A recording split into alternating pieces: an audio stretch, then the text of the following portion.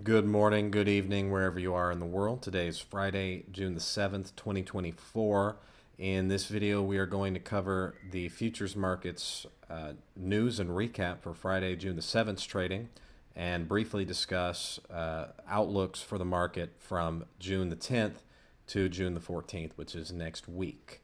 In this video, we're going to start with our news headlines from Bloomberg and from Financial Juice. We're then going to head over to the Tradingview charts and look at both the news and the technical outlook. This video will be a brief overview of the futures markets and is not financial or investment advice. With that being said, guys, the best and the easiest way to support this channel is by following and using the affiliate links in the description box below. You can find an affiliate link to Apex Trader Funding, Topstep Trader Funding, and other affiliate links in the description box below. If you enjoy this content and you enjoy these futures markets recaps, I highly recommend using the affiliate links in the description box below. Without further ado, let's head over to Bloomberg and look at some of our daily headlines. The first daily headline reads, "Risk appetites roaring anew in Wall Street's unflappable markets. U.S. stocks exhibit more volatility in rallies than sell-offs." And then we have a headline opinion by Jonathan Levin, "Stunning job numbers may end up being just okay." Some of our headlines also read, "Nvidia hitting $3 trillion propels Jensen Huang's wealth above Michael Dell's." KKR, CrowdStrike, and GoDaddy to join S&P 500 as index rebalances. And U.S. household net worth rises to record as stocks keep climbing. Some of our latest market headlines read, "Second Philippine Central Bank official offers to quit." Star reports. "The banks that hold most money in Singapore laundering scandal." Modi premium for Indian stocks gets a hard look after elections. China's ultra-long bonds cap least volatile week since August. Brazil finance chief remarks fuel fiscal worries and roiling assets. KKR, CrowdStrike, and GoDaddy to join S&P 500 as indexed rebalances. We also see on our election 2024 headline, "Trump tax cut renewal is winning Wall Street, but could cost $4.6 trillion. Trump is wooing Wall Street donors with his tax cut plan, which threatens to add trillions of dollars to the national debt. Trump ally Bessent says Yellen using post to aid Biden 2024 bid." All right, now moving over to our Financial Juice headlines. "Need to know market risk. Prior to important U.S. job data that could confirm predictions about when the Fed can begin to loosen monetary policy, a worldwide equity surge stalled. ECB's President Lagarde, the path to 2% inflation won't be entirely smooth ride," and the euro strengthened on this news. At 12:34 Eastern Standard, the U.S. Energy Department seeks 6 million more barrels for the strategic oil reserve. At 8:32 a.m. Eastern Standard today, U.S. interest rate futures traders slashed bets on a Fed September rate cut, now giving it a 55% chance versus 70% before the jobs data. At 8:30 a.m., we see U.S. non-farm payrolls and average earnings come in higher than expected. The dollar and U.S. Treasury yield strengthens and U.S. stocks weaken. Looking at our U.S. markets wrap on Financial Juice, hot jobs data. The world's biggest bond market got hammered as a solid U.S. jobs report made traders dial back their bets on a Federal Reserve rate cut. A sell-off in treasuries drove yields up over 10 basis points, with swaps no longer pricing in a Fed reduction before December. Non-farm payrolls advanced 272,000, beating estimates, and wages accelerated. The unemployment rate increased to 4%. Equities closed well off session lows as the data helped quell fears about an economic slowdown that could hurt corporate America. The S&P 500 fell 0.1%, with banks up and most tech megacaps down. GameStop plunged after Keith Gill's appearance on the Roaring Kitty stream on YouTube, as well as the video game retailer's unexpected earnings report and plans to sell up to 75 million additional shares. Treasury 10-year yields jumped 14 basis points to 4.43%. The dollar climbed the most since January. Gold, silver, and copper tumbled. Oil also fell. Bitcoin sank below $70,000. And those are your news headlines for Friday, June the 7th. Now, coming over to our Tradingview, we're going to have a look at the technical outlook on some of our futures markets, starting with the daily gainers and the daily losers. If you are listening to this video and not able to see the video, so you're listening in your car or you're listening using your YouTube app, if for whatever reason you're not following on the video, I'm going to make the best effort I can to narrate what I'm seeing here on the screen. I'm going to read out loud some of our news headlines as well as describe some of the technicals. So looking at the futures markets, guys, our greatest gainer on the day was natural gas. Natural gas closing at 2.937 on the day. We are above the 20-period simple moving average here on the daily chart on natural gas. The news headline reads from bar chart, nat gas prices push higher on the outlook for hot U.S. temps.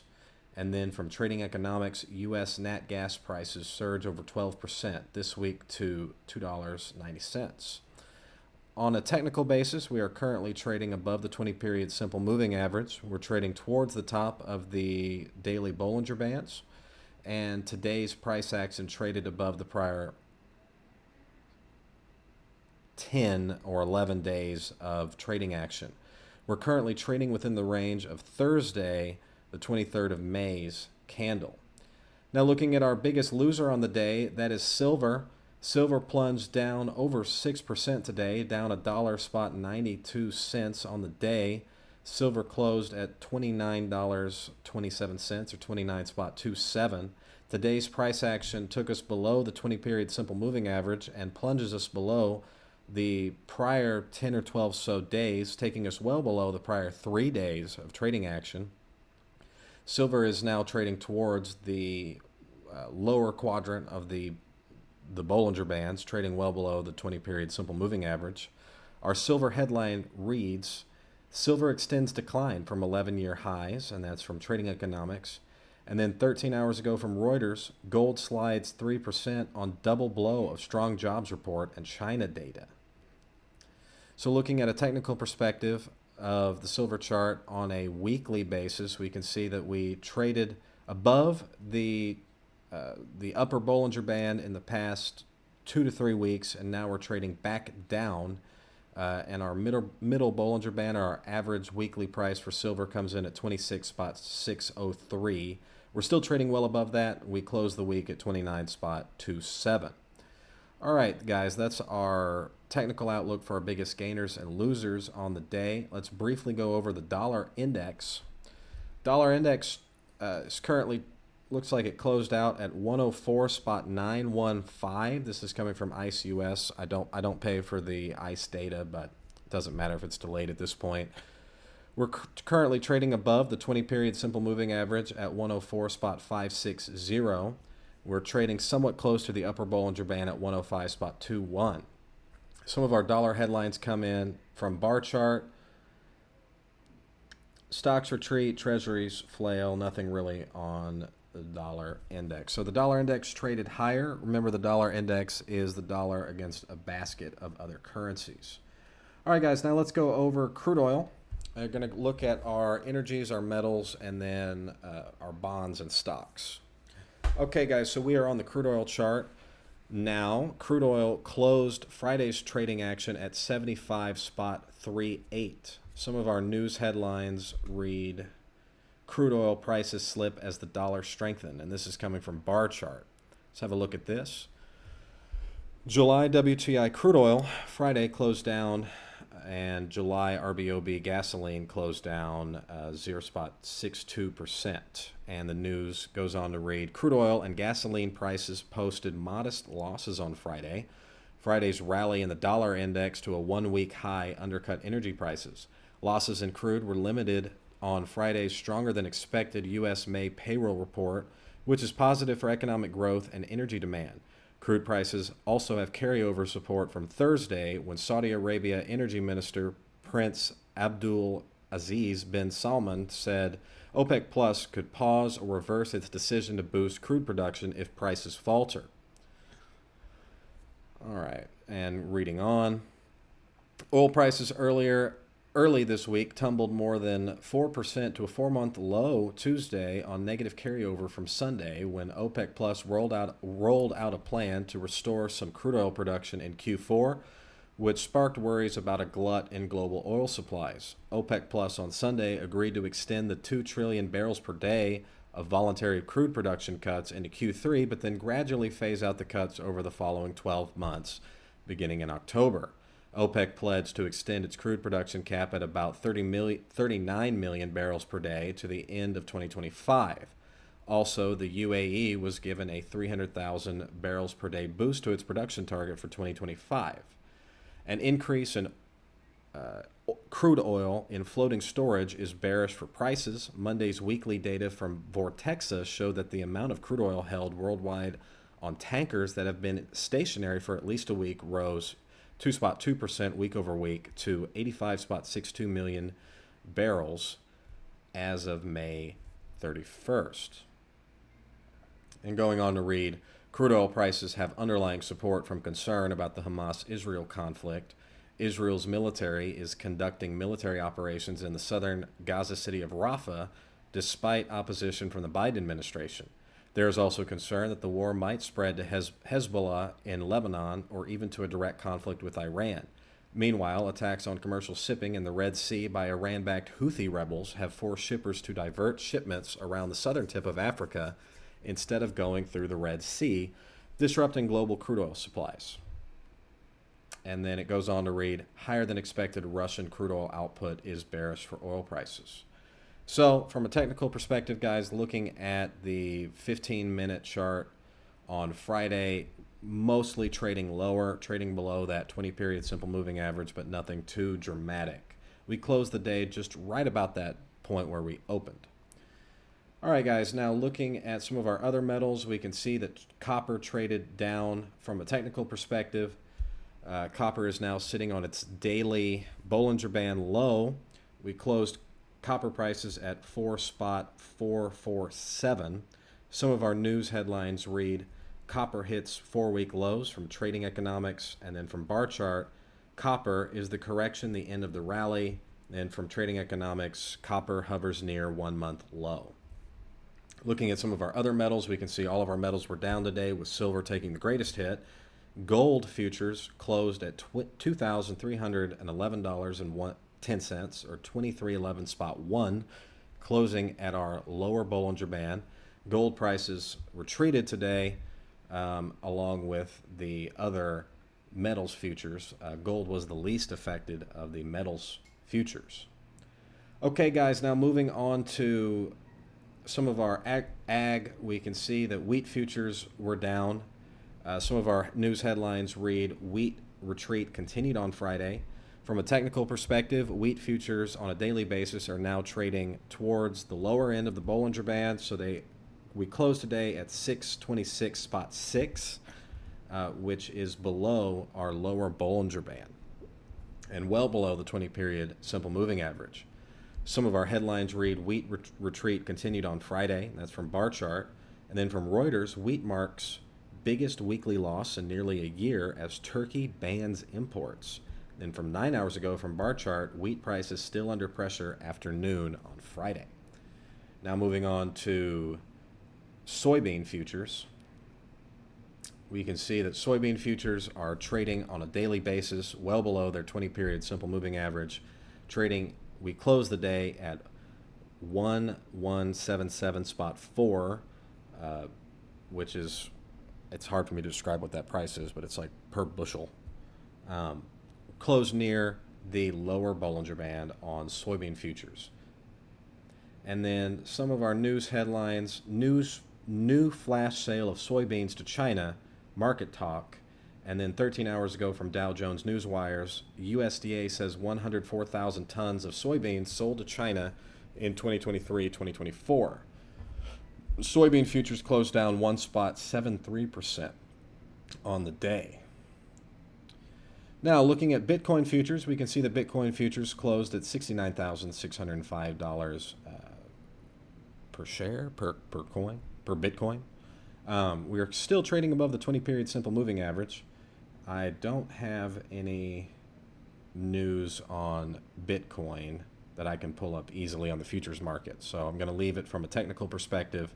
It looks, and this is going to be my opinion, guys, it looks like Bitcoin is currently in a trading range. We are somewhat trending higher. We're still above that 20-period simple moving average, but it looks as though there might be some follow through to the downside next week. So we'll keep an eye on that. We are trading below 70,000.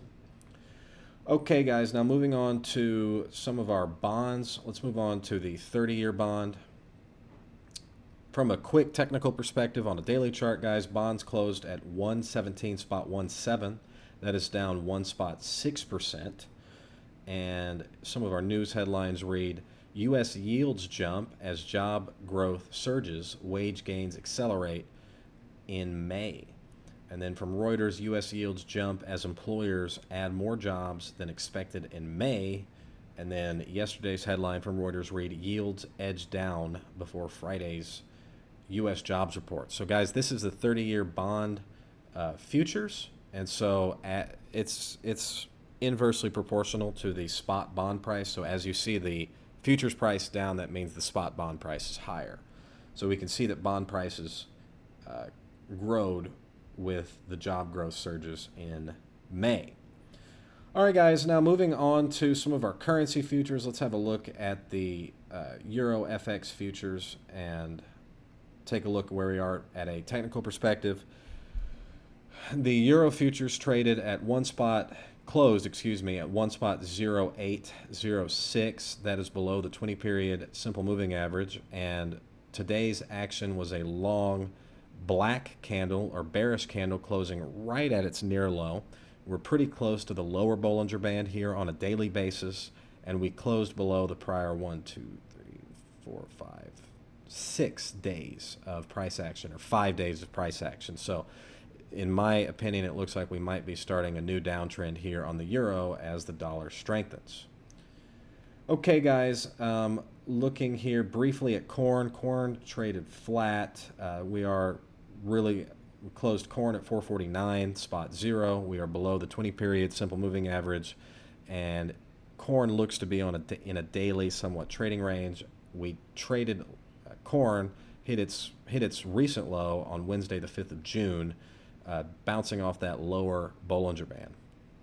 Okay, guys, taking a brief look at I don't have news on the yen here. Let's see if I have any news on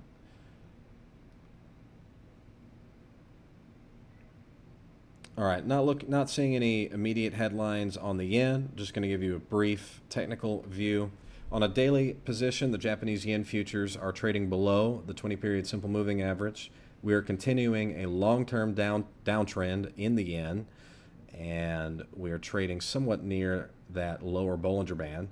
The yen traded and closed down 0.62% today, so largely flat on the day, but trading lower after trading higher earlier in the day. Okay, guys, let's get to U.S. equity futures now and have a brief technical and fundamental overview. All right, guys, starting with the Dow Jones. The Dow Jones on a daily basis on Friday traded lower. We closed here at 38,866. That is below the 20-period simple moving average.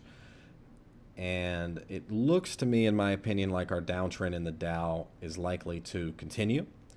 Looking at some of our news headlines from MT Newswire, equities fall, yields surge as markets analyze jobs report. Some of the same items that we've seen before. This is from MT Newswire's U.S. equities indexes rise this week as NVIDIA lifts technology while investors look past blockbuster jobs services expansion. Then from 5 hours ago from Reuters, stocks retreat, treasuries flail as U.S. rate cut hopes wither. Okay, now moving on to the ES. The ES today closed at 5,353.50. We're still trading up and around all-time highs. Today's candle from a technical perspective was a small spinning top candle, which touched the upper Bollinger Band, which came in at 5,383.14. So we can see that today's high was 5,385 halves, or 5,385.50.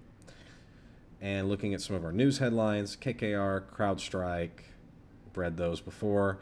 S&P posts weekly gain ahead of Fed meeting as NVIDIA rallies. So looking at our weekly chart, we can see that is in fact the case, with the S&P 500 closing the week at 5,353 spot 50. We opened the week at 5,299 spot 50. So again, guys, on the S&P 500, we're trading right up near all-time highs, with Friday's candle looking potentially like a candle that wants to bring us back down.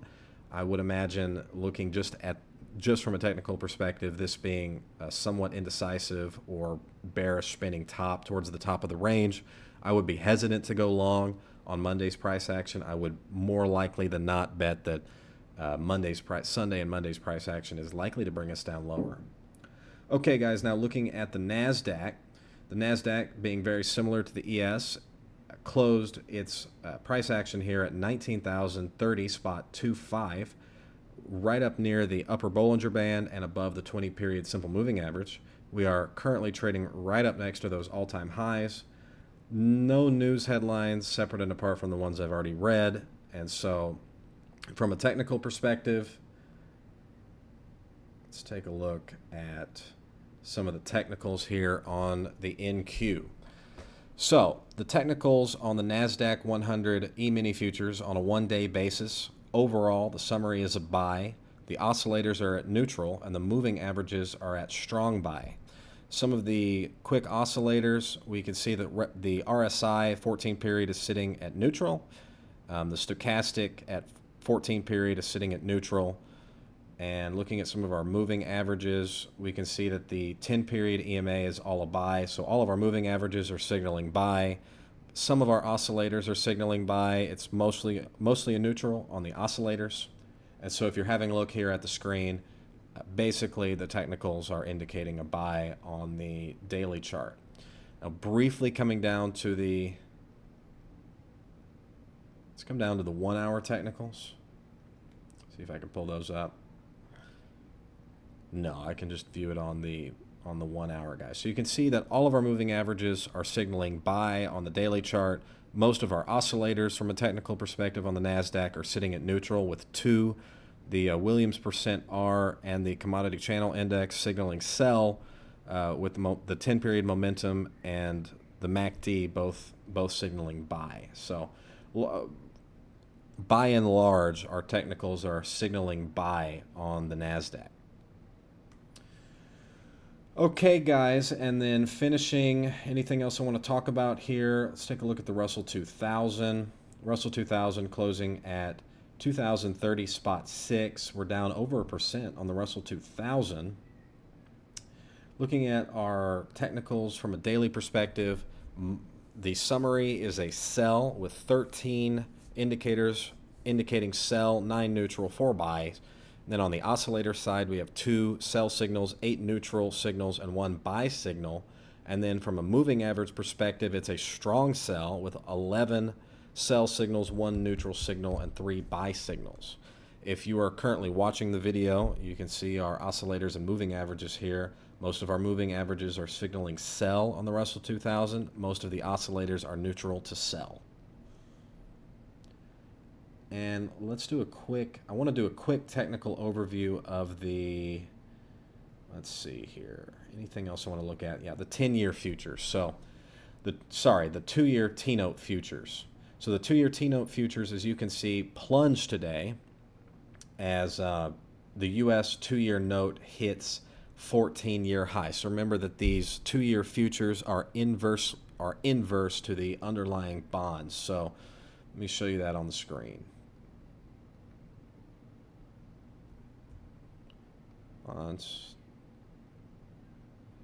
Okay, guys, so as you can see, if you are watching the video, on the left I have the 2-year futures, and on the right I have the bond yields. So as the bond yields go up, the futures go down. You can see that those things are inversely correlated. So getting back to just the bond futures, we traded down quite a bit, and then we can see, let's see, any recent headlines. That's from March 8, 2023, so nothing recent. Let's have a look at the 2-year T-note futures from a technical perspective. we can see that the summary is a buy with 6 sell signals, 8 neutral signals, and 12 buy signals. The oscillators are indicating sell with 3 sell, 7 neutral, 1 buy, and the moving averages are indicating strong buy with 3 sell, 1 neutral, and 1 buy. All right, so looking at our fast stochastic, we're at a sell signal. Looking at our slower period or 14 period stochastic, that's a sell signal. Most of our lagging moving indicators are indicating a buy, but the 100 period simple moving average is still a sell signal. The 200 period exponential is a sell signal, and the whole moving average 9 period is also a sell signal. All right, so some of our fast indicators, so to speak, are not leading indicators, but our faster indicators are indicating a sell after Friday's price action. So Friday's bonds kind of went crazy, so the 2-year T-note futures went down quite a bit. All right, guys, that has been your brief overview of the futures and commodities markets here for Friday, June the 7th. I hope this gives you, whether you're watching on the video or you're just listening in your car or on your audio, I appreciate you joining me today. Guys, the easiest way to support the growth of this YouTube channel, if you like this content, is to use the affiliate links in the description box below. Please make also sure to like, comment, and subscribe. I do appreciate your support, and I appreciate you watching this video. This has been a brief recap of the futures market for Friday, June the 7th, 2024. Thank you.